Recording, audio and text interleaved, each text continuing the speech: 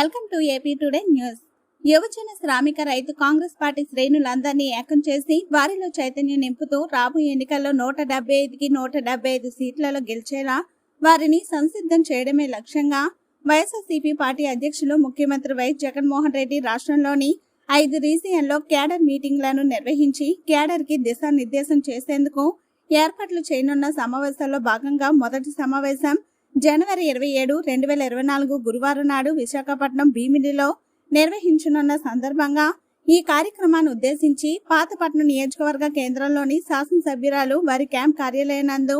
MLA Reddy శాంతి నియోజకవర్గ శ్రేణులతో జనవరి 21, 2024 ఆదివారం నాడు సన్నాహక సమావేశం నిర్వహించారు.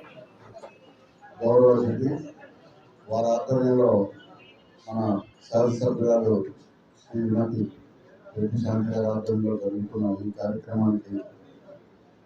వచ్చినటువంటి ఎంపీపీలకు, జడ్పీటీసీలకు, అలాగే మరి వివిధ పదవుల్లో ఉన్న పెద్దలందరికీ, పత్రికా విలేకరులకు అందరికీ కూడా నా హృదయపూర్వక నమస్కారాలు. కూడా పంపించడం జరుగుతుంది. అయితే ఈ చక్కనైనటువంటి పరిపాలన, మరి ప్రజల్లో మనం ఉండేటటువంటి భావన, జగనన్న మనకు అందించినటువంటి ధర్మమైన పాలన మళ్ళీ మళ్ళీ తెచ్చుకోవాలంటే మళ్ళీ మన జగనన్న మళ్ళీ ముఖ్యమంత్రి చేసుకోవడమే మన బాధ్యతగా సౌభాగ్యంగా తీసుకోవాలి. ఇలాంటి మంచి ప్రభుత్వం మరి ప్రపంచంలో ఏ దేశంలో లేదు, భారతదేశంలో ఏ రాష్ట్రంలో కూడా లేదు. నీతివంతంగా ఈరోజు మహిళలైతే ఏమి, రైతులైతే ఏమి, విద్యార్థులైతే ఏమి, అన్ని వర్గాలు, అన్ని సంఘాలు, అన్ని సామాజిక వర్గాలు, అన్ని కుల వృత్తి, సాంప్రదాయ వృత్తుల్లో ఉండే ప్రతి ఒక్కరిని ఆదరించి అలరించి ప్రతి ఒక్కరి తాలూకా అవసరాలు గుర్తించి ప్రతి ఒక్కరికి కొనుగోలు శక్తిని పెంచి ప్రతి ఒక్కరి ఆత్మవిశ్వాసం నింపుతున్న జగనన్న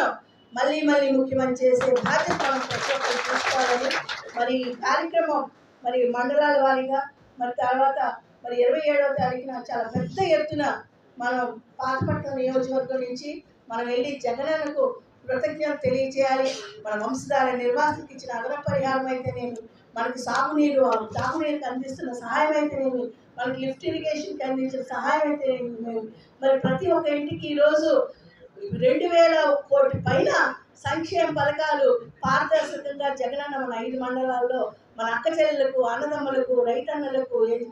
ఇంటి యజమానులకు ఇల్లులు అన్నీ కూడా ఇచ్చిన సందర్భంగా మరొకసారి జగనన్నకు ధన్యవాదాలు తెలియజేసే కార్యక్రమం చేసుకోవాలని తెలియజేస్తూ మరి అందరం కూడా చాలా పెద్ద ఎత్తున మరి ఈ కార్యక్రమం విజయవంతం చేయాలని మీ అందరి ఇంటి ఆడబిడ్డగా, మీ ఎమ్మెల్యేగా 2 చేతులతో మనసారా కోరుకుంటూ ఆర్థిక సోదరులకు కూడా మీకు మనసారా అభినందిస్తూ ఈ విస్తృత కార్యక్రమాన్ని ప్రజల్లో మరింత తీసుకుని వెళ్ళే సౌభాగ్యం మీరు మాకు ఇవ్వాలని, జగనన్నను మేము ముఖ్యమంత్రి చేసుకునే బాధ్యత మీరు ప్రజలకు మరింత చేరువయ్యేలాగా మీరు తెలియజేయాలని పాత్రికేయులందరూ కూడా మనసారా ధన్యవాదాలు తెలియజేసుకుంటూ